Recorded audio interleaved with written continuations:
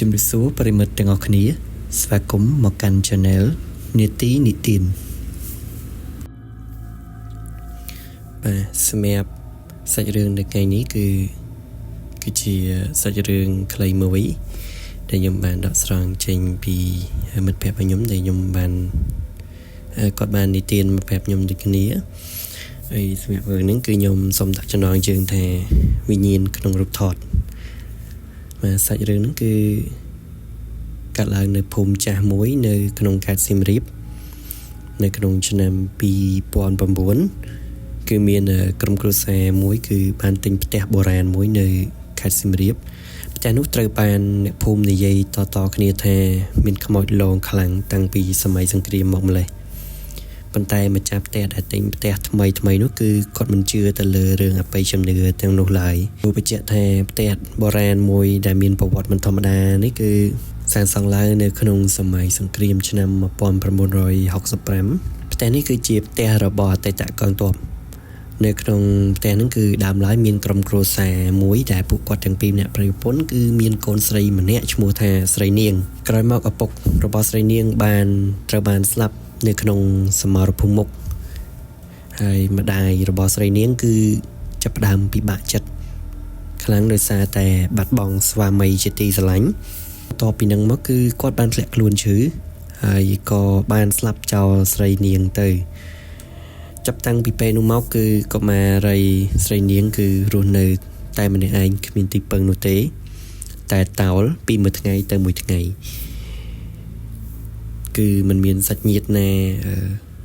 ជួយស្រោចស្រង់នោះទេថ្ងៃមួយគឺស្រីនាងបានឡើងទៅលើផ្ទះហើយអក្សរគឺចៃដន្យមែនទែនគឺស្រីនាងបានរអិលជើងធ្លាក់ពីលើកាំជណ្ដើរផ្ទះហើយក៏បានស្លាប់បាត់បង់ជីវិតនៅក្រោមផ្ទះនោះតែម្ដងទៅជាមួយនឹងដៃរបស់នាងគឺរបស់ក្មេងស្រីម្នាក់ហ្នឹងគឺគាត់កាន់រូបថតរបស់គាត់អោបជាប់តែម្ដងអស់ពេលជាច្រើនឆ្នាំមកផ្ទះនេះគឺត្រូវបានគេទុកចោលរហូតមកដល់សប្តាហ៍ថ្ងៃនៅពេលរហូតមកដល់សប្តាហ៍ថ្ងៃហ្នឹងគឺតែក្រុមគ្រួសារមួយហ្នឹងគឺគាត់បានទិញហ្នឹង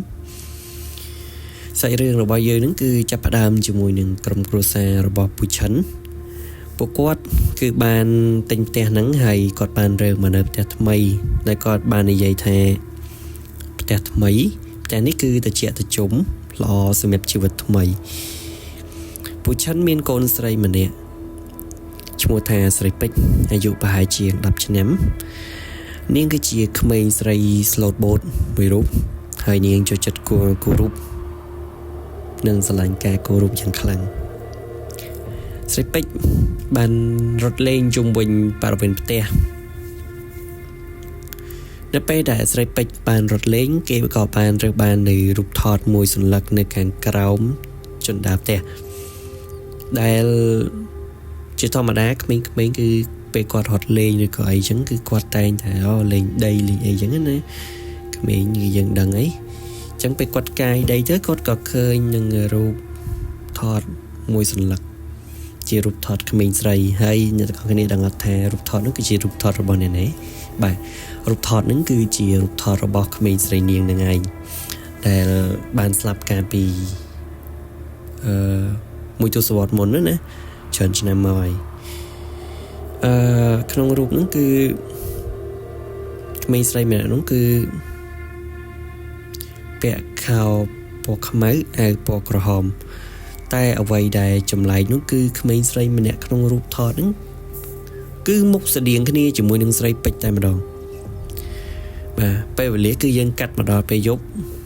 ក្រោយពេលដែលស្រីពេជ្របានរូបថតហ្នឹងគឺគេយករូបថតយកទៅទុកនៅក្នុងបន្ទប់របស់គេបាទពេលយប់ក៏បានមកដល់កុមារីស្រីពេជ្រគឺបានចូលគេងជាធម្មតានៅពេលដែលកុមារីស្រីពេជ្រគឺគាត់បានគេងលក់គាត់ក៏មានអារម្មណ៍ថាមិនស្រួលដូចមាននរណាម្នាក់នៅចុងក្រែរបស់គាត់គឺកែជើងរបស់គាត់ហើយនិយាយថាខ្ញុំឈ្មោះស្រីនាងខ្ញុំមិនអាចចាក់ចេញពីផ្ទះនេះបានទេតើឯងអាចជួយខ្ញុំឲ្យចាក់ចេញពីផ្ទះនេះបានដែរទេនៅក្នុងសបិននោះគឺស្រីពេជ្របាននិយាយមិនបាននិយាយអ្វីតបតជាមួយនឹងពលឹង វិញ្ញាណនោះទេស្រីពេជ្រក៏បានភ្ញាក់ពីគេងទើបគេដឹងថានោះគឺជាសុបិនប៉ុន្តែទោះបីវាគឺជាសុបិនប៉ុន្តែនៅក្នុងសុបិននោះគឺធ្វើឲ្យស្រីពេជ្រនោះគឺមានអារម្មណ៍ថាភ័យតក់សត់យ៉ាងខ្លាំងដែលនៅក្នុងសុបិនរបស់ស្រីពេជ្រនោះគឺក្មេងស្រីម្នាក់នោះបានយកមកវល់ស្រីពេជ្រឲ្យជួយរូបគេស្រីពេជ្រពិតជាអាណិតក្មេងស្រីម្នាក់នោះខ្លាំងមែនទែនដោយសារតែសភាពរបស់ក្មេងស្រីម្នាក់នោះគឺគួរឲ្យអាណិតខ្លួនរបស់គេនឹងគឺមានរបួសនិងមានស្នាមនៅត្រង់ក្បាលនិងជើងផងដែរជារៀងរាល់យប់គឺចាប់តាំងពីយប់ថ្ងៃដំបូងរហូតមកគឺស្រីពេជ្រតែងតែសបិននឹងឃើញមានមនុស្សឬក៏ក្មេងស្រីម្នាក់ឈរនៅចុងក្រែរបស់គេជានិច្ចរហូតដល់ធ្វើឲ្យស្រីពេជ្រគឺមានអារម្មណ៍ថាភ័យខ្លាចពីមួយថ្ងៃទៅមួយថ្ងៃណាហើយនៅយប់មួយនោះគឺគេថែមទាំងមកនិយាយប្រាប់ស្រីពេជ្រថាកុំឲ្យគេយករូបថតរបស់ខ្ញុំហ្នឹងត្រឡប់ទៅវិញមានន័យថាកុំឲ្យគេយករូបថតរបស់គាត់ហ្នឹងគឺទៅកប់ដីវិញឬក៏លាក់ទុកវិញអាចនិយាយបានថាស្រីពេជ្រគឺដូចជួយឲ្យវិញ្ញាណហ្នឹងគឺងើបឡើងមកវិញអញ្ចឹងណាដោយសារតែវិញ្ញាណហ្នឹងគឺបានសន្ធិដ្ឋនៅក្នុងរូបថតហ្នឹងអស់រយៈពេលជាច្រើនឆ្នាំមកហើយនៅក្រោមដីហ្នឹងណាអញ្ចឹងពេលដែលស្រីពេជ្រគាត់កាយដីនឹងឡើងមក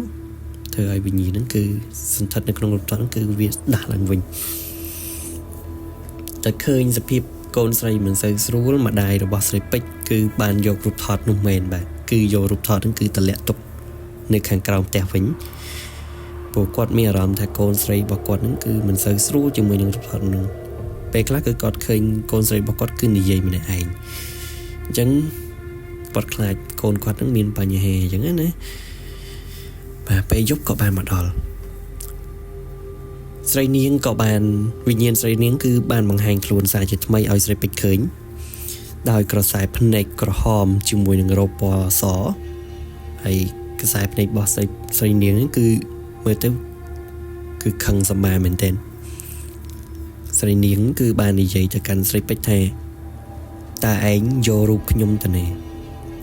ខ្ញុំមិនអាចទៅណាបានទេបើសិនជាបាត់រូបថតរបស់ខ្ញុំពេលនោះគឺស្រីពេជ្រស្រឡាំងកាំងមែនទែនក្មេងស្រីហ្នឹងគឺគាត់មានអារម្មណ៍ថាភ័យខ្លាចខ្លាំងរហូតដល់គាំងមិនអាចនិយាយបានណាពេលគាត់ភ្ញាក់ដឹងខ្លួនវិញហ្នឹងហើយគឺចាប់ពីតាំងពីពេលហ្នឹងមកគឺស្រីពេជ្រចាប់ផ្ដើមគេងស្រមោលសម័យម្នាក់ឯងជាងឲ្យយប់រហូតដល់ធ្លាក់ខ្លួនឈឺតែម្ដងឪពុកម្ដាយរបស់ស្រីពេជ្រគឺចាប់ផ្ដើមបារម្ភពីកូនខ្លាំងឡើងហើយដោយសារតែអាការៈរបស់ស្រីពេជ្រហាក់ដូចជាមិនធូរស្បើយសោះពីមួយថ្ងៃទៅមួយថ្ងៃពួកគាត់គឺពិបាកចិត្តមែនទែនដោយសារតែគាត់មានកូនស្រីតែម្នាក់តែប៉ុណ្ណោះពួកគាត់បានហៅពេទ្យនៅក្នុងភូមិដើម្បីមកពិនិត្យអាការៈរបស់ស្រីពេជ្រតែហាក់ដូចជាមិនបានផលអីទេដោយសារតែពេទ្យគឺគាត់មិនអាចពិនិត្យឃើញថាស្រីពេជ្រឈឺអ្វីឲ្យប្រកបគាត់ក៏បានឲ្យយោបល់ម្ដាយស្រីពេជ្រថាគួរតែនាំកូនទៅពេទ្យធំនៅឯទីក្រុងទៅឬក៏នៅខេត្តចឹងណាអង្គុយដោយក្តីអស់សង្ឃឹមគឺម្ដាយឪពុករបស់ស្រីពេជ្រអង្គុយនៅរៀនហាលហ្នឹងណាគឺពិបាកចិត្តដោយសារតែកូនគឺឈឺហើយមិនដឹងថាឈឺជំងឺអ្វីពេលនោះគឺមីងសួនដែលជាអ្នកភូមិនៅក្បែរនោះគឺគាត់ឃើញម្ដាយរបស់ស្រីពេជ្រហ្នឹងពិបាកចិត្តដោយក្តីអាណិតដល់ក្មេងផងគាត់ក៏បានឲ្យយោបល់ម្ដាយស្រីពេជ្រថាគួរតែទៅរកគ្រូបាអាចារ្យដើម្បីមើលផ្លូវក្នុងតែការរើចូលមកនៅក្នុងផ្ទះនេះគឺមានខុសទោសអ្វីដែរឬអត់ម្ដាយរបស់ស្រីពេជ្រក៏បានពឹងមីងសួនឲ្យជូនទៅរកលោកតាដែនដែលលោកតាដែនគឺជាចាស់ជាទុំមួយក្នុងភូមិហើយលោកតាក៏ធ្លាប់បួសរៀនវិជ្ជាការដូចគ្នាលោកតាគឺអាចទុតិយក៏ដូចជាអាចមើលនៅឫស្សីផ្លូវក្នុងដូចគ្នាគេថាអបិយជំនឿណាហ្នឹងហើយម្ដាយរបស់ស្រីពេជ្រហ្នឹងគឺបានរៀបរាប់ប្រាប់ដំណើររឿងទៅកាន់លោកតាដែនហើយលោកតាដែនបាននិយាយថាមិនអីទេចៅណាចាំតាទៅពិនិត្យទៅផ្ទះនោះមើលផ្ទាល់ថាតើមានអ្វីខុសធម្មតាដែរអត់ បាទលុះដល់ព្រឹកឡើងគឺលោកតាដែនបានទៅផ្ទះរបស់ម៉ាក់ស្រីពេជ្រមែនដើរចូលបានបន្តិចលោកតាដែនមានអារម្មណ៍ថាខ្យល់គឺតាមគាត់ហើយក៏ឮសូរសំឡេងម្យ៉ាងដូចជាសំឡេងសឹបប្រាប់ថាជួយផងលោកតាក៏បានដឹងច្បាស់ថាប្រកាសជាមានអ្វីដែលមិនស្រួលអាចនឹងមានវិញ្ញាណអាក្រក់អ្វីហើយលោកតាបានប្រាប់ម្ដាយស្រីពេជ្រឲ្យរៀបចំធូបទៀនដើម្បីធ្វើពិធីអន្តងព្រលឹងណាលោកតាចាប់ផ្ដើមអុជធូបអន្តងព្រលឹង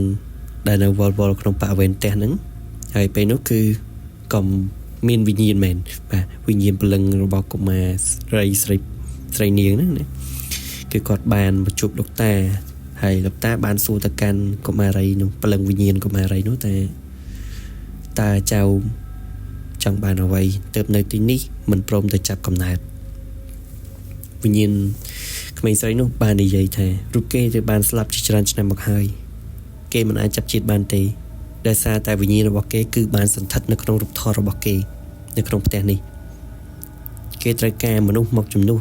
ទើបអាចទៅចាប់កំណើតថ្មីបានពេលនោះលោកតាដែនបាននិយាយថាចូលចៅតាំងចិត្តឲ្យស្ងប់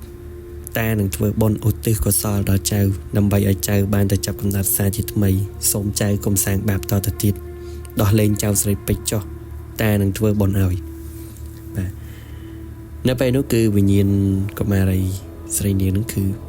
បានយល់ព្រមនឹងលោកតាដែនភ្លាមនោះប៉ុន្តែវិញ្ញាណរបស់ស្រីនាងគឺបានសំណូមពរមួយសូមឲ្យឪពុកម្ដាយរបស់ស្រីពេជ្រនោះគឺយករូបថតមកសងគេវិញទើបគេព្រមធ្វើតាមអញ្ចឹងណាហើយក្រោយពេលដែលនិយាយចប់ហ្នឹងគឺវិញ្ញាណហ្នឹងគឺបានរលាយបាត់សូន្យតែម្ដងលោកតាបានប្រាប់ទៅឪពុកម្ដាយរបស់ស្រីពេជ្រពីដំណើររឿងវិញ្ញាណក្មេងស្រីម្នាក់នោះដែលកំពុងតាមយាយីស្រីពេជ្រហើយលោកតាបានប្រាប់ថាតើឯងមានបានយករបស់អីរបស់គេដែរអត់បើសិនជាឯងបានយកសូមយកទៅឲ្យគេវិញគេបានប្រាប់តាថាគឺឯងបានយករូបថតរបស់គេទម្លាក់ទុកដោយសារតែវិញ្ញាណនោះគឺស្ថិតនៅក្នុងរូបថតនោះអញ្ចឹងបើសិនជាគ្មានរូបថតនោះគេគឺមិនអាចចាប់ជាតិបានទេហើយត្រូវតែធ្វើបុណ្យណាឧទ្ទិសកុសលធ្វើពិធីបង្សកលដើម្បីឲ្យវិញ្ញាណក្មេងស្រីម្នាក់នោះគឺចាប់កំណើតសារជាថ្មីការដែលឪពុកម្ដាយស្រីពេជ្របានឮលោកតាដែនមានប្រសាសន៍រួចហ្នឹងពួកគាត់ក៏បានធ្វើតាមការបង្គាប់របស់លោកតាដែនពួកគាត់បានយករូបថតនោះទៅវត្តដើម្បីឲ្យប្រសង់បាទឧទ្ទិសមគ្គផលក៏ដូចជាធ្វើបុណ្យដាក់បាតដើម្បីឲ្យព្រលឹងឬក៏វិញ្ញាណកុមារីនោះគឺបានទៅចាប់កំណើតសារជាថ្មីចាប់តាំងពីពេលដែលពួកគាត់បានធ្វើបុណ្យឧទ្ទិសកុសលមកគឺជំងឺរបស់កូនស្រីរបស់គាត់នឹងគឺបានធូរសះស្បើយហើយពួកគេគឺរស់នៅក្នុងផ្ទះនោះយ៉ាងមានក្តីសុខហើយសុភមង្គលតរហូតមកគឺมันមានរឿងរ៉ាវអ្វីប្លែកៗកើតឡើងនោះទេបាទប្រិយមិត្តទាំងអស់គ្នានេះគឺជាសាច់រឿងខ្លីមួយខ្ញុំពិតថាវិញ្ញាណឬក៏ពពួកអមនុស្សគឺពិតជាមានពិតមែនដូច្នេះគួរតែសាងអំពើល្អឲ្យបានច្រើនបើយើងមិនប៉ះពាល់គេក៏មិនប៉ះពាល់យើងដូចគ្នាបាទរក្សានិងប្រកាន់យកនៅសេចក្តីសុខបើសិនជាបងប្អូនអ្នកគ្នាបើមិនជឿនៅអបិយជំនឿទេបាទតែសូមកុំប្រមាថបាទអរគុណច្រើនជួបគ្នានៅវីដេអូក្រោយ